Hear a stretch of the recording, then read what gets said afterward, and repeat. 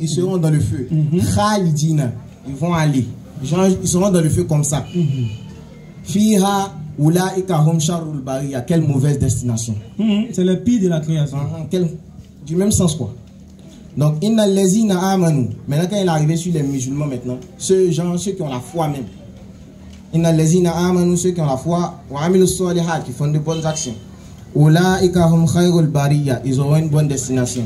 Jaza'uhum, leur genre, ce que Dieu va leur donner en récompense. Inda rabbihim.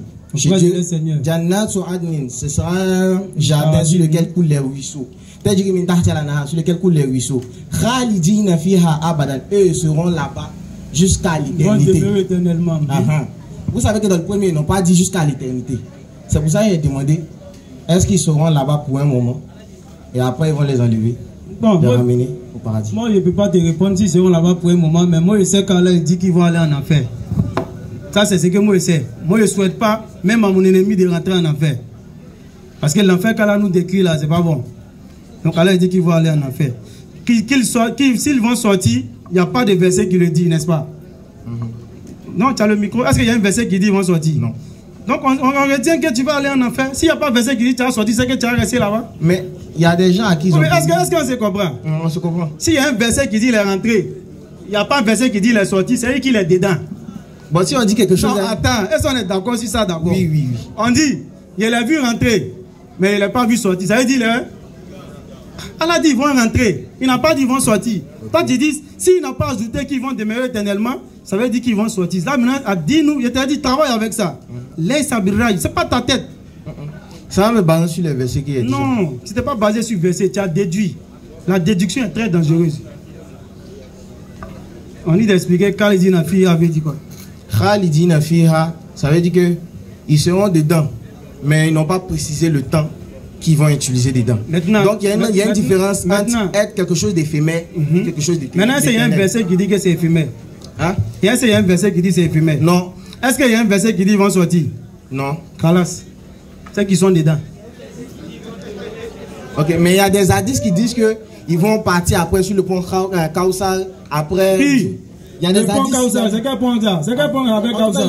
Ils ont dit un nom le long du pont là-bas. Kausar, c'est pas pont. C'est un bassin.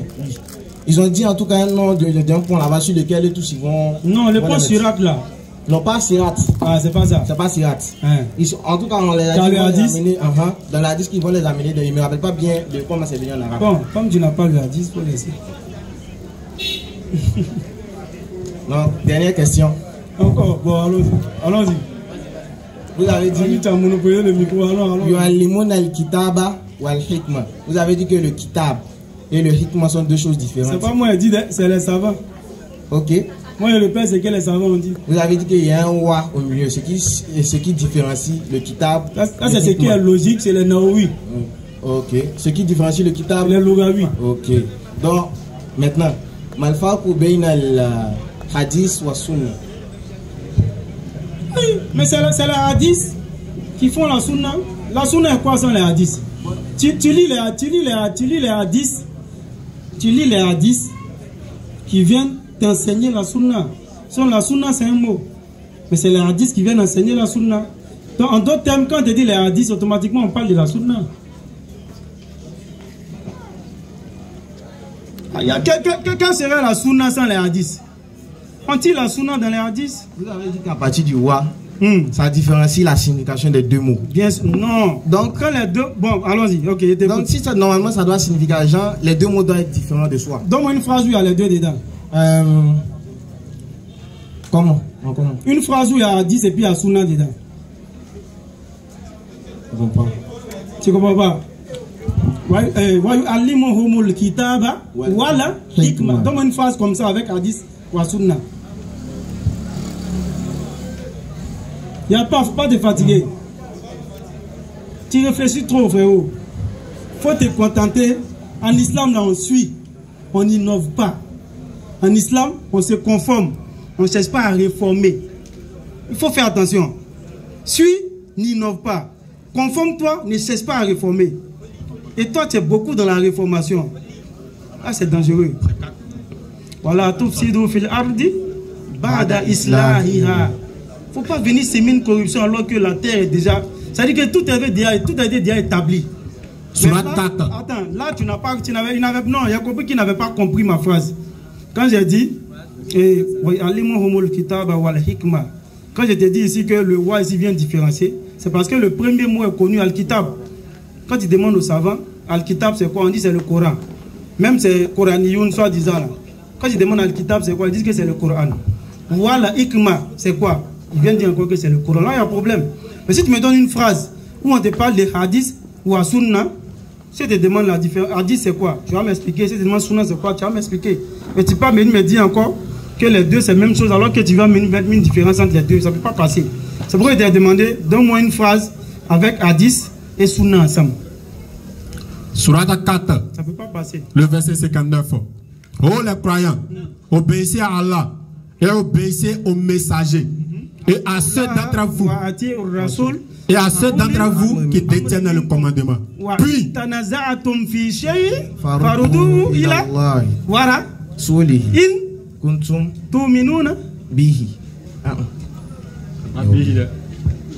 je réponds le verset.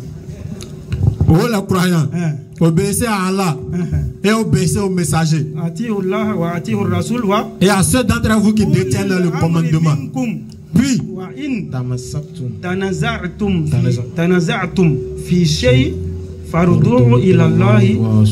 mais là, ça s'arrête pas là. Allah, il s'arrête pas là. Puis, il ajoute un in. Non, allons sur le in directement. Si vous croyez en Allah, in kuntum. Si vous croyez en Allah et au jour dernier,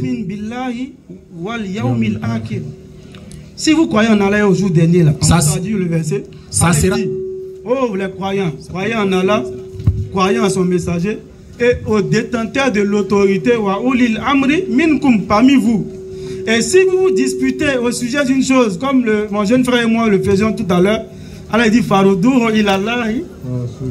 C'est-à-dire que le moment ne doit même pas discuter dans le vide. On ramène ça à Allah et à son messager. À Allah, c'est le Coran. Ça sera bien mieux. L'explication que le prophète est venu donner au travers de sa sunna dans la hadith, ça encore, ça vient taper encore sur les vauriens des Coraniens. On en ramène à Allah, on ramène à son prophète. L'explication que son prophète a pu donner de cette chose-là, on vient ramener à ça. Parce que c'est qu'Allah il a dit, c'est son prophète qui vient expliciter au travers des hadiths dans sa sunna. Et puis Allah il ajoute, si vous croyez en Allah et au jour dernier, en d'autres termes, il y a les piliers de la foi. La croyance en Allah et la croyance au jour dernier. Le premier et le cinquième pilier. Allah il donne les deux en même temps. Donc voilà un peu. Surat 4, 59, c'est très bon. Shukran. Il y a quelque chose que je ne comprends pas dedans. Quoi ça?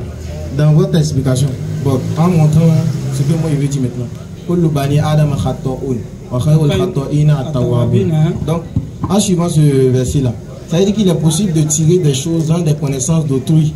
Parce que personne n'est parfait. Les connaissances d'autrui comment? Genre, c'est quoi tu as dit ça quoi? Ce que vous avez acquis en connaissance. Tout fils d'Adam est quoi? Est pécheur. Ah, ça n'a rien à voir avec connaissance. Vous comprenez pas ce qu'il dit. Genre, personne n'est parfait. Ce que les gens, la signification, le mot clé de la disque veut dire personne n'est parfait. Oui. Donc, vous avez fait des connaissances, vous avez recherché des connaissances, vous avez fait sur certaines personnes, tout ça. Donc, moi chacun a son torique qui suit. Donc, laisse tomber. Ouais, c'est bon. Tu as su? Attention. Donc, attends. Comme je disais là, je te libère encore avec la parole. Ad-dinu laysa bir-ray. La religion, c'est pas à mon avis. Fais attention. Quand on donne la compréhension. En tout cas, sans qu'il fait des recherches, mais il faut bien chercher. Il faut aller chercher aussi là. Il y a la voie où on cherche. Tout le monde en cherche. C'est bien que c'est un péché. Mais tu demeures dedans, tu demandes pardon à Allah subhanahu wa ta'ala, mais tu continues le péché. Quel est ton sort vis-à-vis d'Allah subhanahu wa ta'ala? Il y a un hadith, ils vont chercher. Le fait d'aller sur la toile salam, il nous dit dans un hadith, c'est un hadith aussi je crois. Car là il a dit subhanahu wa ta'ala que mon serviteur pêche, il me demande pardon, je lui pardonne. Il pêche, il me demande pardon, je lui pardonne. Il dit encore, il a péché, il m'a demandé pardon, je lui ai pardonné. Il ajoute qu'il fasse ce qu'il veut. Donc, tant que tu as le temps de demander pardon, Allah, il te regarde. Mais le seul problème, c'est l'instant de la mort. C'est ça le problème. Cool. Innal mawta allazi tafirruna minhu C'est ça le problème. La mort que nous fuyons va nous rencontrer. Donc quand tu pêches, tu sais que c'est un péché. Tu dis, ah vraiment, je suis faible. Tu demandes pardon, Allah dit, te pardonne. Tant que tu te répands, sincèrement bien sûr. Parce qu'il y a certains qui se répandent effectivement, sincèrement, mais après ils retombent dans le péché. Ils se répandent sincèrement, après ils retombent. Je ne parle pas des faux repentis. Quand on leur demande, il faut arrêter de jouer l'auto, il dit, hey, vieux, fais droit pour moi. Pendant ce temps, il est en train de couper son t-shirt. Ça, c'est faux droit, il demande. C'est un menteur. Il n'est pas dans la vérité. Ce n'est pas de ça qu'il s'agit. On parle de ceux qui vraiment, il a envie de quitter. Quand il tombe dedans, ça lui fait mal. Il demande pardon à Allah. Mais quelques temps après, la faiblesse le frappe. Mais tu vas voir que s'il est vraiment sincère, Allah fera en sorte qu'il puisse arrêter définitivement avant de mourir. Mais celui qui pense ruser, dès qu'il finit de pécher, il demande pardon. Et Allah, pardonne-moi. Mais en réalité, il n'y a aucun regret. Parmi les conditions du repenti, il y a le regret. Il y a le fait de cesser l'acte. Il y a le fait de demander à Allah de ne plus retomber. Donc il faut respecter les conditions du repenti. Mais tant qu'il demande pardon, nous on dit avec certitude qu'Allah va lui pardonner. Mais qu'il fasse attention à ne pas mourir dessus. Mais cette mort-là, il ne sait pas à quel moment elle va venir. C'est pourquoi on demande toujours de se corriger. Parce que la mort peut nous frapper à tout moment. Peut-être que tu as prévu ton dernier coup ce soir. Un faux coup, ça veut dire ta dernière boisson, tu vas boire. Ton dernier loto, tu vas jouer. Ta dernière fornication. Peut-être que tu dis, si elle finit aujourd'hui, là, demain, elle ne fait plus. Qu'est-ce qui prouve que l'instant de ta mort ne sera pas ce soir? C'est ça le problème. Peut-être que c'est l'instant de ta mort qui est là. On a tout entendu des personnes qui sont mortes sur le péché. J'ai donné une histoire à Bobo la dernière fois dans la conférence. Ce n'était pas un musulman, un vieillard fornicateur. Lui, à son âge, il ne laisse pas les petites filles du quartier. Comme elle aussi, elles aiment l'argent, c'est les vieux, elles aiment, ils donnent l'argent. Et il allait mourir sur une d'un hôtel. C'est même pas loin, c'est chez nous ici. C'est le frère d'une connaissance. C'est lui-même qui m'explique. Il dit son frère, on lui parle, il ne comprend pas. Son cœur allait le laisser. Son cœur l'a laissé sur une petite fille d'un hôtel. Ils ont cherché les coordonnées, ils ont appelé sa famille. Ah, venez chercher votre papa. Dans l'hôtel, il y a l'humiliation. Mais lui, pour lui, là, il allait finir de tirer ce coup-là. Et puis demain, il est content, il est avec tout le monde. Peut-être même il va aller dire, tiens, il a demandé pardon à Dieu. Mais il ne savait pas que la mort l'attendait à ce carrefour-là. C'est pourquoi il faut toujours se repentir et puis prendre l'intention sincère de ne pas revenir sur la mauvaise action. Parce que tu ne sais pas à quel moment la mort va te frapper.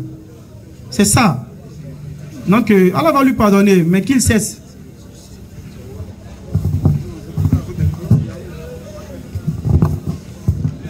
Ok, la prochaine question. Concernant le caractère obligatoire de la salat au Jumu'ah. La salat au Jumu'ah, lorsqu'elle a dit de laisser tout négoce et d'accourir à la salat. Alors, est-ce que ça s'applique à tous les êtres humains? Je veux dire à tous les musulmans, je veux dire femmes et hommes, ou bien c'est seulement qu'aux hommes? Déjà dans l'histoire d'Hadis le soir là. Sinon, Jumu'ah, c'est pas obligatoire pour les femmes, pour les voyageurs. Tout cela, c'est pas obligatoire pour eux. Voilà, ça s'applique à tout homme, mais il y a des exceptions. À tout être humain, il y a des exceptions. C'est pas obligatoire pour la femme. C'est pas obligatoire pour le voyageur. Lui, l'exemple de Jumu'ah. Je crois que celui qui n'est pas pubère, ça même c'est la solat en général. Et tout ça. Celui qui est évanoui, inconscient, celui qui n'a pas toute sa raison. Ce qui s'applique à la solat, s'applique aussi à la solat de Jumu'ah. Maintenant, celui qui rate Jumu'ah exprès 3 fois, le prophète sallam dit, il va pencher vers l'hypocrisie. C'est dangereux. Donc prenons aussi Jumu'ah au sérieux. On fait tout pour être assidu au Jumu'ah. On se lave bien pour aller. On va perdre nos habits de graisse sur nous pour aller salir les gens. Ça aussi, c'est pas bon. Allons-y. Okay, la question d'un frère. Il dit que... Rapidement. Oui, rapidement. Il dit qu'il a présenté une fiancée à ses parents et ses parents lui ont présenté aussi une fiancée. Donc il ne sait pas, comme on a parlé de bienfaisance et obéissance, il ne sait pas s'il doit porter son choix en obéissant au choix de son parent ou bien s'il doit suivre son abs, ou bien son choix plutôt. C'est-à-dire que lui, il a une petite, les parents ont montré. Bon, si c'est ça, c'est question d'expérience maintenant.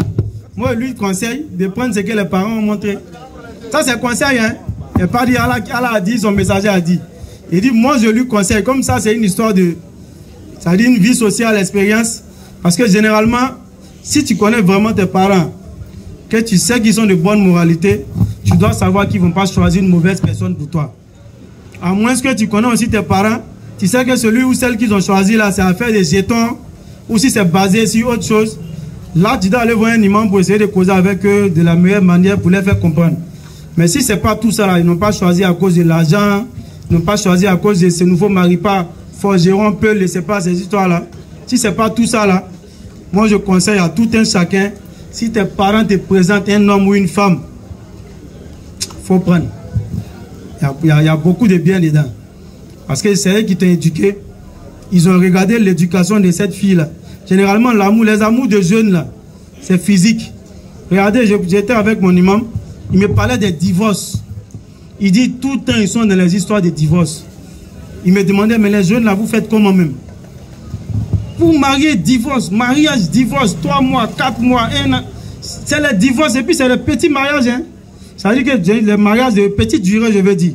Ils ont fait des mariages d'Akabana, où ils ont fait 5 changements. Tout le quartier a veillé jusqu'à 4 heures à cause d'eux, parce qu'ils ont fait bruit au couloir. Même pas 1 mois. Ils ne veulent plus se sentir. Pourquoi? C'est nos choix bizarres là. Femme, tu as croisé au grain, peut-être, il n'y a même pas une base qui est le digne. C'est basé sur le physique, uniquement le physique. Il est beau, elle est belle. Tu n'as pas cherché à regarder une éducation ou un comportement qui peut t'attirer chez elle. Mais vous avez tout misé sur le physique. C'est pourquoi les mariages là ne durent pas. Ça ne peut pas durer. Donc moi je le dis encore, je le répète, je conseille à tout un chacun, connaissant tes parents qui t'ont éduqué, qui sont de bonne moralité, tu dois savoir qu'ils ne vont pas faire un faux choix pour toi. Si tu te présentes garçon ou bien femme, que tu sais que ce n'est pas basé sur l'argent, ni sur les castes, c'est-à-dire que c'est nous faut forgeron, c'est nous faut peu, je ne sais pas. Si ce n'est pas basé sur ça là, il faut prendre ton mari. Il y a beaucoup de baraka dedans. Ça c'est mon conseil personnel. Maintenant, ce que le prophète a dit aussi, c'est qu'il n'y a pas de mariage forcé. Voilà, ça c'est la position de l'islam. Le mariage forcé n'existe pas en islam. Ça veut dire que le mariage se fait avec l'avis des conjoints.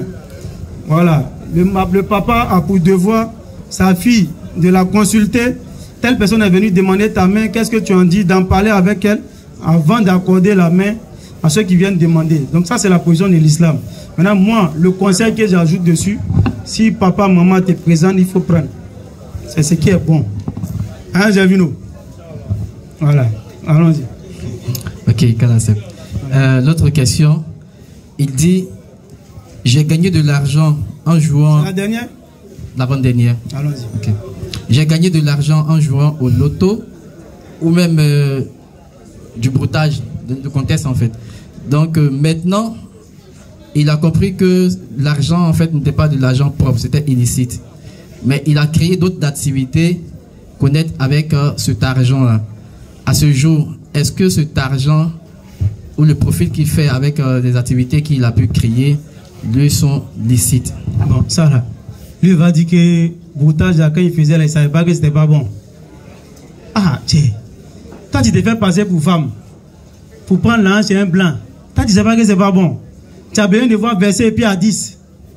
Ou bien toi, tu te fais passer pour un avocat, un homme d'affaires. Tu as héritage. Ou bien, je ne sais pas, il y a quel mouvement encore ils font là. Tout ça des mouvements. Hein? Tu es payé. Article. C'est-à-dire que tout ça de... La base même, c'est le mensonge. Donc, dis que tu ne savais pas là. Vraiment, moi, je doute qu'il y a l'homme qui ne sait pas que le broutage n'est pas bon. Il faut dire qu'il faisait, il était faible. Comme on demande à certains, ah, moi, j'atteins un bord. Ça veut dire qu'il y a un gros jeton, et puis il a arrêté. Mais gros jeton, on ne va jamais venir. Et quand ça va venir, tu vas aller payer voiture. Certains doivent faire en sorte que tu bouffes pour que tu attendes encore un autre. Tu vas rester dans ça et quand tu vas mourir dans ces chemins-là. C'est pas bon. Tout comme celui qui joue au jeu des hasards. Il dit, s'il y a eu un bon jeton, il y a investi et puis il a arrêté. Bon jeton va venir, il ne va même pas s'en rendre compte. Parce que Shaitan va lui insuffler. C'est l'un de Shaitan. Il va aller faire faux trucs avec. Après encore, il va rechercher encore son bord. Donc, il va rester dans ce perpétuel recommencement jusqu'à ce que la mort le prenne. Maintenant, si un frère se retrouve dans ce cas, alors il est miséricordieux. Mais nous, on ne va pas trancher ici. Moi, je lui conseille de s'approcher d'un imam qui connaît vraiment. Pas un imam qui a dit c'est combien.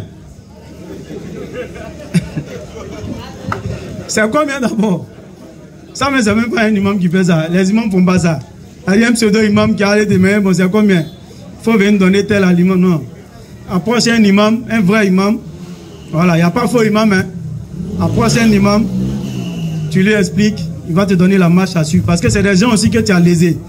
Moi, je connais un frère qui était dans ce cas-là, qui disait qu'il y a un dévancé qui l'a approché, qui lui a fixé, mais s'il connaît tous ceux qu'il a arnaqué, il dit vraiment, c'est tellement beaucoup, il ne peut pas se souvenir. Donc, il lui a donné une certaine somme de sodaka qu'il doit faire. Et puis, beaucoup de jeunes, des repentis, pour qu'Allah puisse vraiment lui pardonner.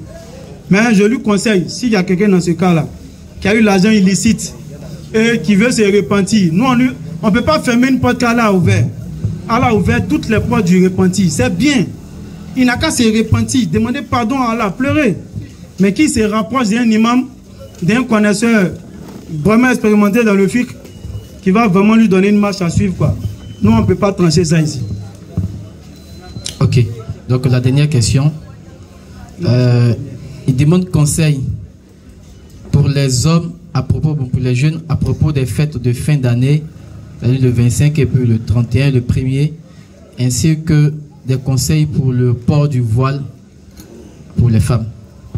Alhamdulillah, je pense qu'on va terminer sur ça en même temps, ça sera en guise de conclusion. Je pense que les fêtes de fin d'année, par la grâce d'Allah, dans le développement, nous en avons parlé. On a donné l'origine. Et le musulman, il ne s'engage pas dans une chose sans savoir l'origine de cette chose auparavant. Et l'origine, on l'a montré bien avant même que le christianisme plus s'accaparer de ça. Aujourd'hui, même quand vous partez chez les chrétiens, il y a beaucoup qui ne sont même pas dedans. Beaucoup disent que ce n'est même pas des fêtes chrétiennes, ce n'est pas légiféré chez eux. Donc le musulman, toi, tu as quoi à voir avec? L'idéal et le souhait que nous avons aujourd'hui, c'est que cette période-là soit une période anodine. De la manière que le mois de novembre est passé, sans qu'on ait entendu qu'un jeune musulman s'est retrouvé à jeter des pétards ou dans un maquis ou dans un bar ou dans un hôtel ou je ne sais où, il faut faire en sorte que ce mois-là aussi passe comme ça. Ça, c'est le souhait de vos parents. C'est le souhait de nos guides religieux, c'est le souhait de toute la communauté. Il faut que cette période-là, surtout à 13 villes ici, où on voit certains jeunes faire des guerres de bangers, et je ne sais pas s'ils ont cessé. Guerre de bangers, guerre de feux d'artifice. Quand on ni dégoût, ça veut dire que les gens sont là, ils sont dégoûtés dans les maisons. Pendant cette nuit-là, les gens vivent l'enfer. C'est l'insécurité totale, les gens ont peur. Ils blessent des gens, ils cassent des vitres des véhicules. Mais toi, tu es fini tout ça là. Et puis espérer qu'Allah puisse faire miséricorde dans ta vie pour que tu puisses avoir une réussite demain. Comment? C'est pas possible, frère. Ton avenir, c'est maintenant que tu dois le construire. Évite de léser les gens. Ça préserve ton risque. Parce que quand tu prends un hacker des gens, droit des gens là, tout ça là, ça va agir sur toi. Donc on veut qu'à 13 villes ici et puis partout, les jeunes musulmans fassent attention. Cette période-là, on ne veut pas les voir dans l'histoire des guerres de bangers, guerre de feux d'artifice. Allez faire une réservation de 1 million dans maquis, dans bar, réservation dans hôtel. Parce que Allah il a dit, et je l'ai répété dans la sourate de Jumu'ah, Kul innal mawta allazi tafirruna minhu fa innahu mulaqikun thumma turadduna ila alimil ghaibi wa shahada fa yunabbiukum bima kanu yaf'alun. Comment? Ya'malun, shukran. Bima kanu ya'malun.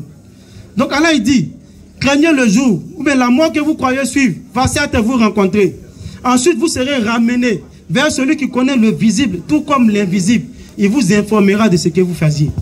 Donc, ce que tu fais là, Allah dit que ce jour-là, il va t'informer de ça. Et il nous dit, Wataku yawman turja'una fihi illa Allah.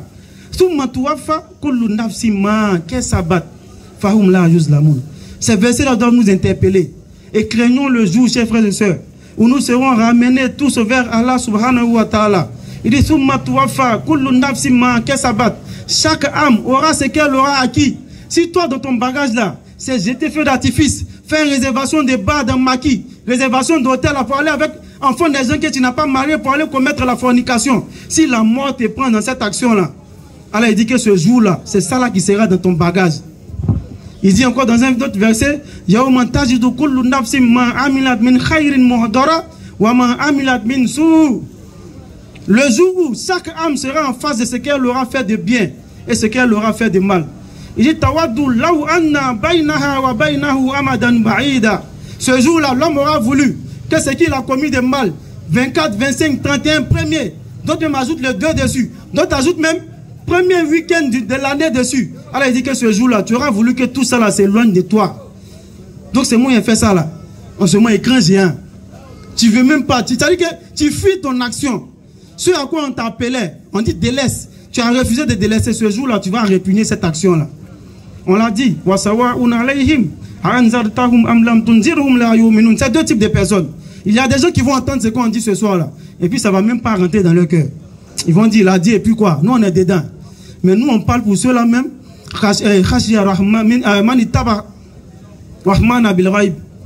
On parle de ceux qui suivent, n'est-ce pas, le tout miséricordieux, malgré qu'ils ne le voient pas. Qui craignent le tout miséricordieux, malgré qu'ils ne le voient pas. C'est ceux-là que nous sommes venus avertir, chers frères et sœurs. Et nous osons croire que le rappel que nous avons fait ce soir ne sera pas de l'eau versée sur le dos d'un canard. La sœur qui ne portait pas le voile auparavant, qui a entendu que dans la sourate 33, verset 59, Allah dit, oh prophète, dis à tes épouses, à tes filles et aux femmes des croyants, ça a dit que toutes les femmes de la communauté musulmane de ramener sur elles leur grand voile. Lorsqu'elle a entendu ça, elle va commencer à faire des efforts. Même si ce n'est pas dès demain, elle va commencer à porter le voile, parce que la foi est faible, elle va commencer à faire des efforts. Elle va prendre l'engagement, à partir d'aujourd'hui, moi je me donne comme objectif le port du voile.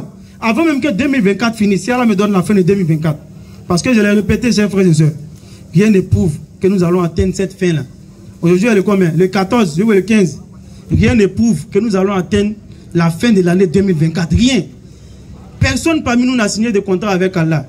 Et ce qui est encore plus difficile, c'est de mourir sur le mauvais chemin. Sinon, la mort en elle-même, chers frères et sœurs, ce n'est pas une fatalité. La mort n'est pas une fatalité pour le croyant. Parce que lorsque le croyant meurt, pardon. Ça, c'est le croyant. Les anges vont descendre sur lui l'heure de sa mort. Pour lui promettre le paradis. Pour lui montrer la bonne nouvelle du paradis, pardon, qui lui avait été promis, chers frères et sœurs. Ça, c'est pour le croyant. Mais par contre, le mécréant, en ce moment même qu'il est en train de mourir, les gens sont autour de lui là. Lorsqu'elle parle dans la sourate al-Waqi'a, afabi hazal hadith antum mud'inun wa taj'aluna rizqakum annakum tukazzibun. Falawla iza balagatil hulkum wa antum inazin tanzurun. Lorsque le souffle de vie est en train de remonter à la gorge du moribond, elle dit que et vous qui l'entourez en ce moment-là, nous sommes plus proches de lui que vous. Mais si vous êtes véridique, Allah dit qu'il ramenait cette âme-là. Maintenant, il va donner maintenant les différentes catégories. S'il était du nombre de ceux qui faisaient le bien, en réalité, il sera parmi ceux qui ont fait le bien. S'il était du nombre de ceux qui ont commis le mal, Allah dit qu'il serait du nombre de ceux qui ont commis le mal là-bas. Donc il faut qu'on fasse attention. Nous sommes dans la mauvaise période. Repentons-nous sans cesse à Allah et mettons dans nos têtes, dans nos projets, que la mort fait partie de notre vie. Ça veut dire que quand tu fais ton projet de vie, mets la mort. Mentionne quelque part dedans la mort. Tirez la mort. Parce que la mort doit faire partie de ton programme. Une fois que tu mets la mort dans ton programme, automatiquement tu vas faire tout pour que cette mort-là puisse se trouver dans le droit chemin. Même s'il peut t'arriver de trébucher souvent, tu feras tout pour te repentir et pour, n'est-ce pas, prendre l'intention de ne pas revenir sur cette mauvaise action-là. Alors, chers frères et sœurs de 13 villes, nous avons été heureux d'être avec vous ce soir. Et comme on a pour habitude de le faire, avant de terminer cette conférence, nous allons vous demander de lever l'index droit pour attester de l'unicité d'Allah, tout en espérant, Inch'Allah, nous revoir pour d'autres rappels de ce genre, avec vraiment cette mobilisation-là. Félicitations à tous ceux qui ont organisé, qu'Allah fasse que ce soit une cause d'entrée au paradis pour eux et une cause de guidance pour toutes les personnes qui ont entendu et même pour celles qui n'ont pas entendu ce rappel ce soir-là. Donc on va lever l'index droit, Inch'Allah, on va répéter Ashhadu an la ilaha illallah wa ashhadu anna Muhammadan Rasulullah sallallahu alayhi wa sallam. On se pardonne, Inch'Allah.